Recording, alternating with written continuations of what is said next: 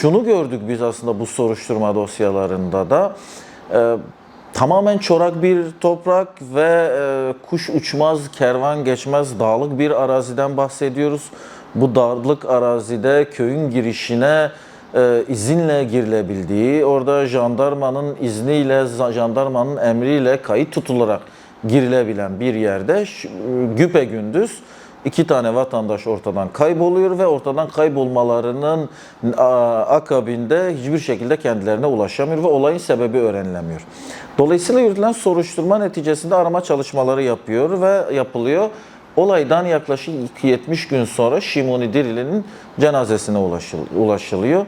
Tabii aslında benzer onlarca dosyada olduğu gibi, yani ucu bir anlamda o bölgede, o coğrafyadaki kamu görevlerine uzanan bir sürece eğer dayanıyorsa, o kişilere dayanıyorsa maalesef çok sağlıklı bir şekilde o soruşturma süreci ilerleyemiyor. Soruşturma sürecinde bir tane yine köyde yaşayan bir akrabaları var, Apro Diril.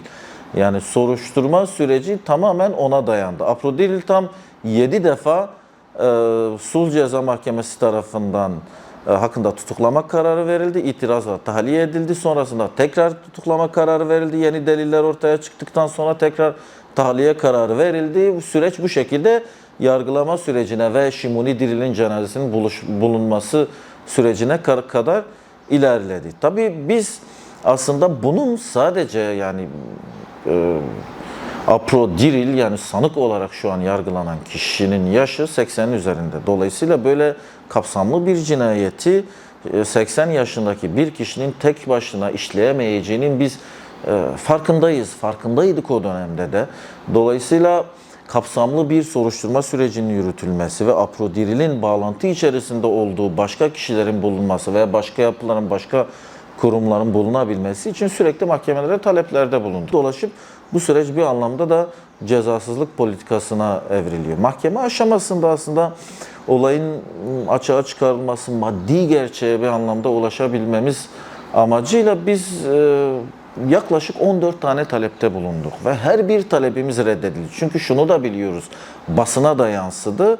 İşte sanıkların kendi aralarında yapmış oldukları görüşmelerden edinmiş olduğumuz izlenim şuydu: onları koruyan ve sürekli aslında bunu cezasızlık zırhıyla değerlendirebileceğimiz bir zırh olduğunun farkındalardı. Çünkü bu işin ucu çok farklı bir yere dönüyordu. Çünkü Apro, yani dosyadaki mevcut sanığın yapmış olduğu görüşmelerde sürekli görüşmüş olduğu karşı taraftaki kişiyle yapmış olduğu irtibatta karşı taraf tarafından o görüşmelerde sürekli şu telkin ediliyordu: merak etme, biz savcıyla görüştük, merak etme, biz bunu halledeceğiz, biz bu olayın üstünün kapanması için her türlü faaliyette bulunacağız. Dolayısıyla kendilerini, hani hem biz bunu mahkemede de dile getirdik, yani hem soruşturma sürecini yürütüp iddianameyi hazırlayan savcılığın da üstünde baskı kurabilme kudretini kendinde gören, soruşturma sürecinden sonra mahkeme yargılama faaliyeti süresince yine aynı telkinlerde bulunan, merak etme biz halledeceğiz bu süreci, sen korkma, merak etme tarzında sürekli telkinde bulunan ve kendinde o kudreti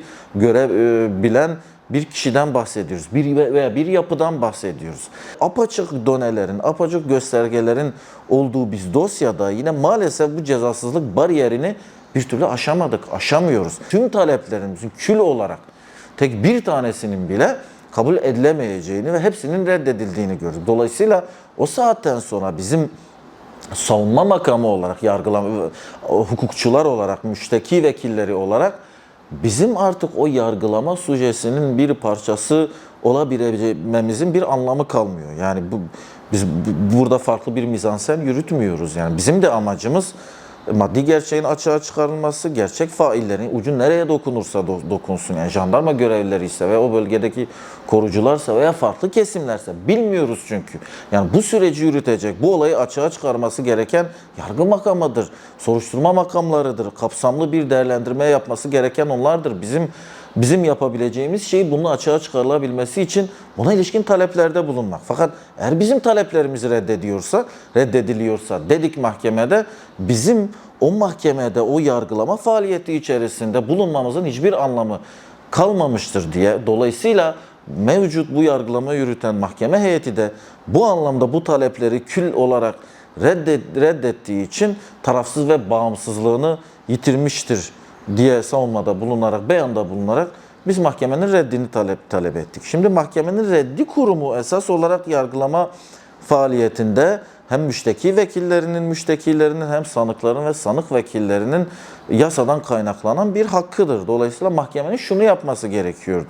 Bir ağır ceza mahkemesiydi. Dosyayı bu şekilde değerlendirip bizim taleplerimizi ele alıp ikinci yargılama faaliyetlerini orada durdurması gerekiyordu. Dosyayı ikinci ağır ceza mahkemesine göndererek onların karar vermesini bekleyerek yeni bir tarih vermesi gerekiyordu. Fakat bunu dahi yapmadı. Dolayısıyla biz çıkışta zaten açıklamamızı yaptık. Dedik ki biz bu yargılama faaliyetinin bir parçası olmayacağız. Çünkü biz burada bostan korkulu olarak bulunmuyoruz. Hepimizin de amacı, sizin de amacınızın bu olması gerektiğine inanıyoruz. Biz burada maddi gerçeği açığa çıkarmak istiyoruz.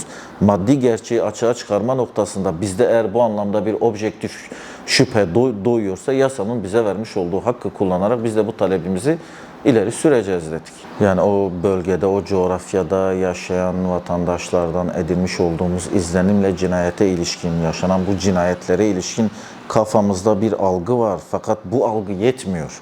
Yani bunu mahkeme sürecine taşımamız veya buna ilişkin tanıklığı olan, bilgisi, görgüsü olan kişileri bir anlamda mahkeme salonuna getirip tırnak içerisinde söylüyorum, sıklıkla ifade ediyorum. Maddi gerçeğe ancak öyle ulaşabiliriz. Fakat herkesin bildiği, aslında sır olmayan şeyler maalesef mahkeme önüne geçildiği zaman bir şekilde üstü örtülüyor. O yüzden ben o duruşmada şunu söyledim. Yani Marquez'in Kırmızı Pazartesi romanındaki gibi bir cinayet işleniyor.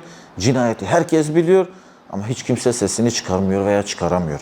Biz mevcut sanığın da, sanıkların da biz bu cinayete ilişkin ayrıntıları bildiğinin çok iyi farkındayız. Fakat bir yerlerden korunduklarına veya bir yerlerden korkup çekindiklerinin de biz bunun bilincindeyiz. Bunun da farkındayız. Amacımız işte bunu ortaya çıkarmak. Şimdi biz bunu ortaya çıkarmadığımız ve bu mücadeleyi bu anlamda devam ettirmediğimiz müddetçe benzer cinayetlerin, benzer olayların önüne geçemeyiz. Yani bu ülke eğer bir hukuk devleti ise hukuk devletinde hiç kimsenin bir ayrıcalığının bulunmaması gerekiyor. Dolayısıyla eğer bir hukuk devletinde eğer birileri kendilerini hukuk üstü görüyorsa, birileri kendilerini savcıları, mahkemeleri etkileyebilecek güçte, kudrette görüyorsa biz orada bir hukuk devleti inşasından bahsedemeyiz. Biz orada bir yargılama faaliyetinden bahsedemeyiz. Dolayısıyla bizim aslında son duruşmada mahkemede yapmış olduğumuz savunma ve mahkemeyi reddetme amacımız da buydu. Bizim burada eğer biz bu olayı açığa çıkaramayacaksak, eğer mahkemenin amacı, mahkeme heyetinin amacı bu dosyayı bir an önce kapatıp İşte birilerine beraat, bir kişiye ceza ve bu olayın üstünü kapatıp dosyayı o şekilde göndermek ise biz bunun bir parçası olmayacağız diyerek biz mahkemenin reddi talebinde bulunduk. Aslında bu genel bir problemdir. Bu genel bir cezasızlık problemidir ve biz bunu faili şu an bilmiyoruz aslında. Bu iddia düzeyindedir. Onu da dile getirin. Faili kolluğa ulaşabilen veya ulaşma ihtimali bulunan dosyanın çoğunda biz bu cezasızlık zırhını görüyoruz ve ciddi anlamda bu bariyer konuluyor önümüze ve bizim mücadelemiz bu dosyalarda hep bu bariyeri aşma çabası ve mücadelesiyle geçiyor. 2020 yılında olan bir olay, 2026 yılındayız. Aradan 6-7 sene geçmiş ve biz hala gerçek faillerin çıkarılıp tarafsız ve bağımsız mahkemelerde hak ettikleri cezayı alabilmeleri sürecini yaşayabileceğimiz bir mekanizmayı, bir süreci yaşamaya çalışıyoruz. Biz şu an bu cezasızlık politikasıyla şunu görüyoruz. Tuzun koktuğu bir süreci yaşıyoruz. Yani bir insan haksızlığa uğradığı zaman yegane başvuracı bir hukuk devletinde başvuracağı mekanizma yargı mekanizmasıdır. Ama eğer yargı mekanizması o haksızlığa uğrayan kişiyi değil de o haksızlığı yapan kişiyi koruma bir refleksi gösteriyorsa burada bir hukuk devletinden biz bahsedemeyiz. Şimdi failleri eğer kolluğa uzanıyorsa cezasızlık artık bu ülkede maalesef bir kültür haline geldi ve biz hukukçular olarak bu yerleşmiş olan bu hukuk dışı kültürü kırmak, bu bariyeri aşabilmek için sürekli bir mücadele içerisinde olmamız gerektiğini hissediyoruz. Bu anlamda cezasızlıkla sonuçlanan, cezasızlıkla zırhıyla korunan kimi faillerin bu faili meçhul dosyalarda açıklanıp yargı önüne çıkarılmasının mücadelesini sonuna kadar yürüteceğiz. Umarım başarıya ulaşırız.